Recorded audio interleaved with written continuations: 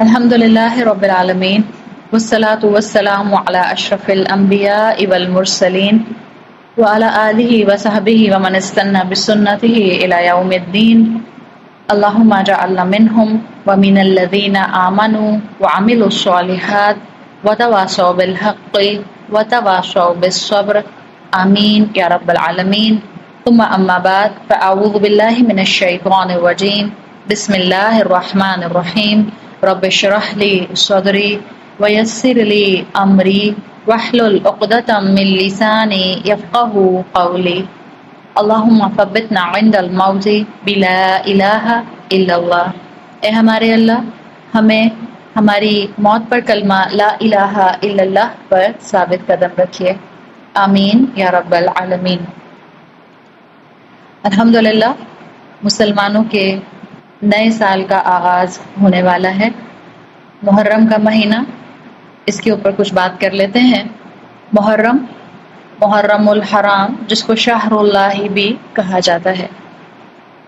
اللہ کا بہت ہم پر اپنا کرم ہے کہ اللہ نے ہمیں ایسے دین کا حصہ بنایا ہے جس میں اللہ تعالیٰ نے سرٹن دن، مہینے، اوقات، راتیں ایسی رکھی ہیں کہ جس میں اللہ تعالیٰ نے ان کو اسپیشل بنایا تاکہ ہم ان کے اندر عبادت کر کے اپنی کمی کو دور کر سکیں، اپنے گناہوں کی معافی مانگ سکیں، اپنی نیکیوں میں اضافہ کر سکیں۔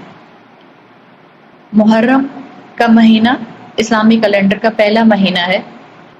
اس کو اسلامی کیلنڈر کا پہلا مہینہ اس لیے بنایا گیا، ذی الحجہ کے آخری دنوں میں مکہ سے مدینہ کی طرف ہجرت کا آغاز ہوا تھا۔ مدینہ آنے کے بعد نئے مہینے کا جو چاند نکلا تھا وہ محرم الحرام کا چاند تھا۔ اس لیے رسول اللہ صلی اللہ علیہ وسلم نے صحابہ سے مشورہ کر کے واقعہ ہجرت کو اسلامی سال کی ابتدا قرار دیا، اور کیونکہ پہلا چاند مدینہ میں محرم کا نکلا تھا تو محرم کو اسلامی کیلنڈر کا پہلا مہینہ لکھا گیا۔ یہ ڈیٹیل ہمیں صحیح بخاری کی جو شرح ہے، ایکسپلینیشن ہے فتح الباری، اس میں مل جاتی ہے۔ محرم کے لٹرل میننگز ہوتے ہیں فوربڈن، یعنی کہ ممنوع، سیکرڈ، مقدس، عظمت والا۔ یہ وہ مہینہ ہے جس کی اہمیت آپ کو احادیث سے پتہ چلتی ہے۔ سنن نسائی میں حدیث آتی ہے، آپ صلی اللہ علیہ وسلم نے فرمایا، افضل الصیام بعد شہر رمضان شہر اللہ المحرم وافضل الصلاۃ بعد الفریضہ صلاۃ اللیل۔ آپ صلی اللہ علیہ وسلم نے فرمایا، رمضان کے بعد سب سے بہترین صیام یعنی روزے اللہ کے مہینے محرم کے مہینے کے روزے ہیں، اور فرض نماز کے بعد بہترین نماز رات کی نماز ہے یعنی کہ تہجد۔ ہم جانتے ہیں کہ 4 مہینے ان 12 مہینوں کے اندر حرمت والے ہیں، سیکریڈ ہیں، جو کہ پہلا مہینہ محرم ہے، پھر 7th 11th اور 12th کنزیکٹیو ایک ساتھ 3 حرمت والے مہینے آتے ہیں۔ ذی القعدہ، ذی الحجہ، محرم اور رجب، یہ چاروں اسلامی کیلنڈر میں سیکریڈ منتھس، حرمت والے مہینے ہیں۔ یہ 4 حرمت والے مہینے ذی القعدہ، ذی الحجہ، محرم اور رجب اسلام سے پہلے بھی حرمت والے تھے۔ جو مکہ والے تھے وہ پہلے 3 مہینوں میں حج اور چوتھے میں عمرہ کرتے تھے، اس لیے ان مہینوں کے اندر وہ جنگ نہیں کیا کرتے تھے، لوٹ مار نہیں کیا کرتے تھے، اس لیے کہ یہ ان کے اندر سینٹٹی والے سیکریٹ منتھس تھے۔ اللہ تعالیٰ نے محرم کے مہینے کو اپنے ساتھ منسوب کیا ہے، شہر اللہ المحرم، تو یہ نام سن کر ہی ہمیں اس مہینے کی اہمیت کا اندازہ ہو جاتا ہے۔ جو محرم ہے یہ کئی اینگل سے اپنے اندر ہسٹوریکل ایونٹس کو رکھتا ہے، اور بعض تاریخی واقعات جو ہیں وہ اس کی اہمیت کو اور بڑھا دیتے ہیں۔ یہ وہی مہینہ ہے صحیح مسلم کے مطابق جس میں اللہ تعالیٰ نے بنی اسرائیل کو غلامی سے نجات دلائی فرعون کی۔ اسی مہینے میں فرعون کو غرق کیا گیا۔ موسیٰ علیہ السلام بنی اسرائیل کو کامیابی کے ساتھ مصر سے لے کر نکل گئے۔ عام الفیل کا واقعہ جو ہے وہ اسی مہینے میں پیش آیا، جب ابرہہ ہاتھیوں کا لشکر لے کر مکہ کے اوپر حملہ کرنے کے لیے آیا تھا۔ حضرت عمر رضی اللہ عنہ کے اوپر جو تھا وہ حضرت عمر کے اوپر قاتلانہ حملہ کیا گیا اور یکم محرم کو 23 ہجرہ کو آپ شہید ہو گئے۔ حضرت حسین اپنے خاندان کے بہت سے افراد کے ساتھ 10 محرم کو میدان کربلا میں شہید ہوئے۔ تو بہت سے واقعات، تاریخی واقعات اس دن کے ساتھ کنیکٹڈ ہیں۔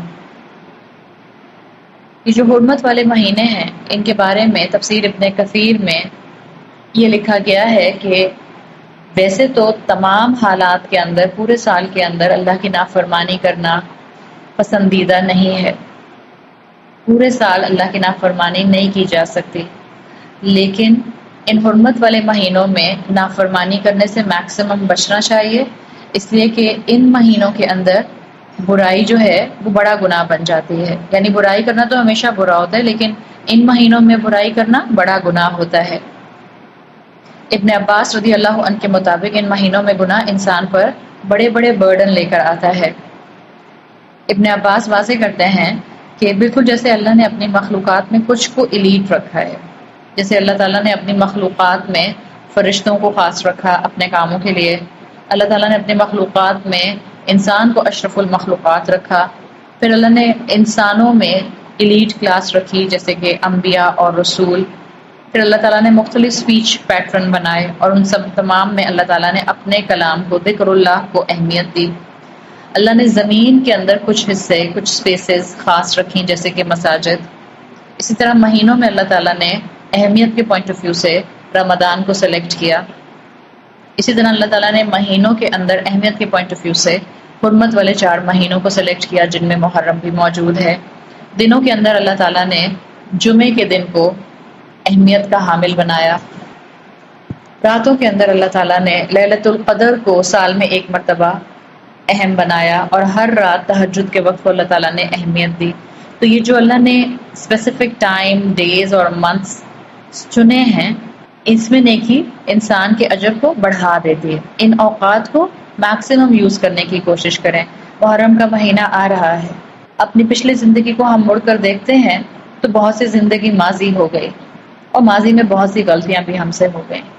یہ ہر آنے والا بہترین اپرچونٹی کا مہینہ، دن، گھڑی ہمیں موقع دیتا ہے کہ ہم اپنی ماضی کی غلطیوں کو ریکٹیفائی کر کے اچھے طریقے سے آگے نیکیوں میں بڑھ سکیں۔ محرم کے مہینے میں جتنی نیکیاں کی جا سکتی ہیں، جتنے نوافل پڑھے جا سکتے ہیں، جتنے نیک کام کیے جا سکتے ہیں، اس کو میکسیمم کرنے کی کوشش کریں۔ اور یقیناً نیکیوں میں افضل ترین نیکی روزہ رکھنا ہے، تو جتنے روزے رکھ سکتے ہیں اس مہینے میں روزے رکھیں۔ ہاں، لیکن اگر آپ کی قضا روزے، فرض روزے کی قضا رہتی ہے، پہلے وہ فرض روزوں کی قضا مکمل کیجیے۔ حضرت ابو ہریرہ سے مروی ہے، رسول اللہ نے فرمایا، صحیح مسلم میں آتا ہے کہ رمضان کے بعد بہترین روزے محرم کے مہینے کے روزے ہیں۔ ویسے بھی محرم کو شہر اللہ بہت کچھ بتا دیتا ہے۔ بعض اسکالرس کے نزدیک پورا مہینہ نیکی کا اہتمام کریں، جتنے روزے رکھ سکیں رکھیں، مگر یہ بات بھی پروون ہے کہ رمضان کے علاوہ کسی بھی مہینے میں آپ صلی اللہ علیہ وسلم نے مکمل روزے نہیں رکھے۔ تو حدیث جو بتاتی ہے کہ رمضان کے بعد بہترین مہینہ روزے رکھنے کے لیے محرم ہے، یقیناً it is encourage to fast, جتنے روزے رکھ سکیں رکھیں۔ آپ صلی اللہ علیہ وسلم کے لیے کہا جاتا ہے، شرح النووی صحیح المسلم میں ہے کہ آپ نے سب سے زیادہ رمضان کے علاوہ شعبان میں روزے رکھنے کا اہتمام کیا ہے۔ ممکن ہے کہ محرم کی اہمیت بعد میں آپ صلی اللہ علیہ وسلم پر towards end of his life آپ پر واضح کی گئی ہو، واللہ عالم۔ پوائنٹ یہ ہے کہ جتنی بھی گڈ ڈیڈز اس مہینے میں کر سکتے ہیں خاص طور پر کیجیے، خاص طور پر جتنے روزے رکھ سکتی ہیں نفلی روزے وہ رکھیے، نوافل پڑھ سکتی ہیں، صدقہ کر سکتی ہیں وہ کیجیے، اور 10 محرم کا روزہ، نفلی روزہ رکھنے کا اہتمام ضرور کیجیے۔ عبداللہ بن عباس سے مروی ہے، رسول اللہ نے مدینہ میں آ کر نوٹس کیا، حضرت عائشہ سے روایت ہے کہ ایام جاہلیت میں قریش عاشورہ کے دن کا روزہ رکھتے تھے اور رسول اللہ صلی اللہ علیہ وسلم بھی۔ پھر جب مدینہ ہجرت ہوئی تو آپ نے اس روزے کو کنٹینیو کیا، اور یہ اس وقت جب تک کہ رمضان کے روزے فرض نہیں ہوئے تھے، یہ روزہ فرض روزوں کے اندر شامل تھا۔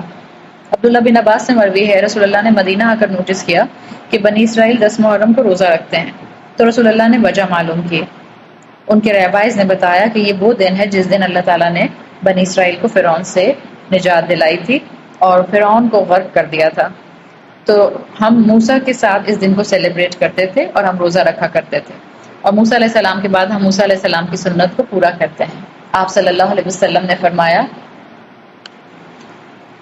نحن احق بموسیٰ، کہ ہم پر موسیٰ کا زیادہ حق ہے بنی اسرائیل کے مقابلے میں۔ اور پھر آپ نے صحابہ کو حکم دیا کہ 10 محرم کو روزہ رکھیں۔ 10 محرم کو عاشورہ کا دن کہا جاتا ہے، اور اسی دن کے لیے آپ صلی اللہ علیہ وسلم نے فرمایا، حضرت ابو قتادہ کہتے ہیں رسول اللہ صلی اللہ علیہ وسلم نے فرمایا، صحیح مسلم کی حدیث آتی ہے، صیام یوم عاشورہ احتسب علی اللہ ان یکفر السنۃ التی قبلہ، میں سمجھتا ہوں کہ اللہ تعالیٰ عاشورہ کے دن کے روزے کے بدلے گزشتہ 1 سال کے گناہ معاف کر دیں گے، یعنی کہ 10 محرم کے دن کا نفلی روزہ پچھلے 1 سال کے گناہوں کا ایکسپیشن کفارہ بن جاتا ہے۔ اور یہ کون سے گناہ ہیں؟ obviously مائنر سنس، صغیرہ گناہوں کی بات ہے، اس لیے کہ کبیرہ گناہ آٹومیٹیکلی معاف نہیں ہوتے، ان کے ساتھ توبہ اور نہ کرنے کی کمٹمنٹ کی کنڈیشنز شامل ہوتی ہیں۔ تو 10 محرم کا روزہ رکھنا اور اس کے علاوہ جنرلی جتنے بھی نفلی روزے اس مہینے رکھے جا سکتے ہیں وہ محرم کے مہینے کی خاص عبادت ہے۔ اللہ تعالیٰ ہماری شارٹ کمنگ کو جانتے ہیں، اسی لیے ونس ان اے وائل ہمیں آپشن دیتے ہیں تاکہ ہم میکسیمم ان ایکسٹرا نوافل کی عبادات سے فائدہ اٹھا کر اپنے ماضی کے گناہوں پر تلافی کر سکیں، یہ ان کا کفارہ بن سکے۔ So don't be a loser by losing these opportunity۔ جب آپ صلی اللہ علیہ وسلم نے بنی اسرائیل سے وجہ جاننے کے بعد عاشورہ کا روزہ رکھنے کے لیے صحابہ سے کہا تو روایات میں آتا ہے کہ کچھ صحابہ نے کہا کہ 10 محرم کو بنی اسرائیل عبادت کرتے ہیں، وہ روزہ رکھتے ہیں اپنے ایونٹ کی وجہ سے، تو کیا یہ ان کو کاپی کرنا نہیں ہوگا؟ اور آپ صلی اللہ علیہ وسلم کیونکہ یہود کے سملر کوئی کام نہیں کرنا چاہتے تھے، آپ دیکھ لیں ایون ان میٹر آف عبادات بھی آپ صلی اللہ علیہ وسلم نہیں چاہتے تھے کہ سملیرٹی آئے یہود میں یا مسلمانوں میں یا نان مسلمز میں اور مسلمانوں میں، تو آپ نے وہاں پر بھی کہا، رسول اللہ نے کہا کہ اگر میں اگلے سال تک موجود رہا تو میں 9، 10 کا روزہ رکھوں گا یا 10 اور 11 کا۔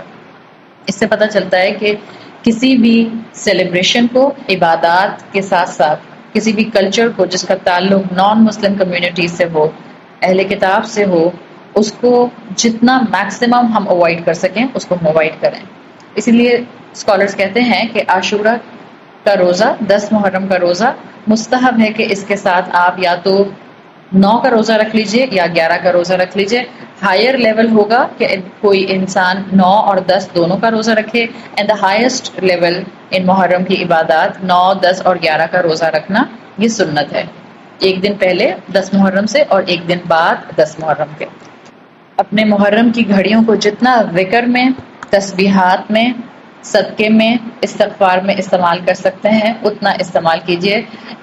محرم کے مہینے کی ان نفلی عبادات کے وقت کو ضائع کر دینا انسان کی محرومی ہے۔ جنید بغدادی رحمۃ اللہ علیہ فرماتے ہیں، تم ہر لمحہ یہ دیکھتے رہو کہ اللہ سے کتنے قریب ہوئے، شیطان سے کتنے دور ہوئے، جنت سے کتنے قریب ہوئے اور دوزخ سے کتنے دور ہوئے۔ نیا سال شروع ہو رہا ہے مسلمانوں کا، اس کو ایک نئے پیشن کے ساتھ، نئے موٹیویشن کے ساتھ، نئے جذبے کے ساتھ شروع کیجئے۔ خوب عبادات کریں۔ مسلمان عبادت کر کے انرجیٹک ہو جاتا ہے، فزیکلی بھی اور اسپرچولی بھی۔ اللہ کے ساتھ اپنے تعلق کو مضبوط کرنے کی کوشش کیجئے، عبادت، نفلی عبادت کے ذریعے، فرائض کو مکمل ادا کر کے اور دعا کے ذریعے۔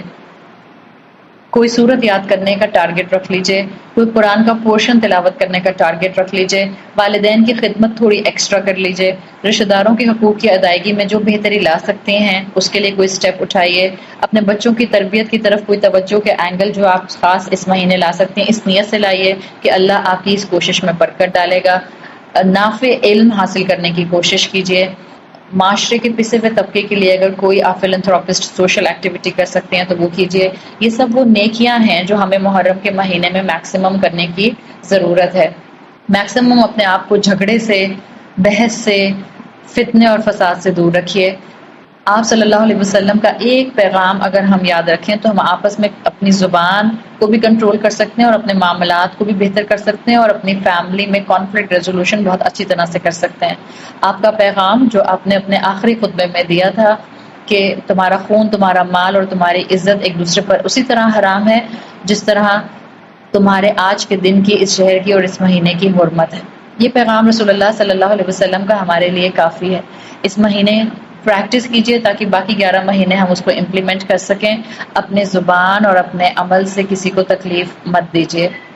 کوئی زبان سے ایسا کلمہ، ایسی بات مت نکالیں جس سے کسی کی دل آزاری ہو جائے۔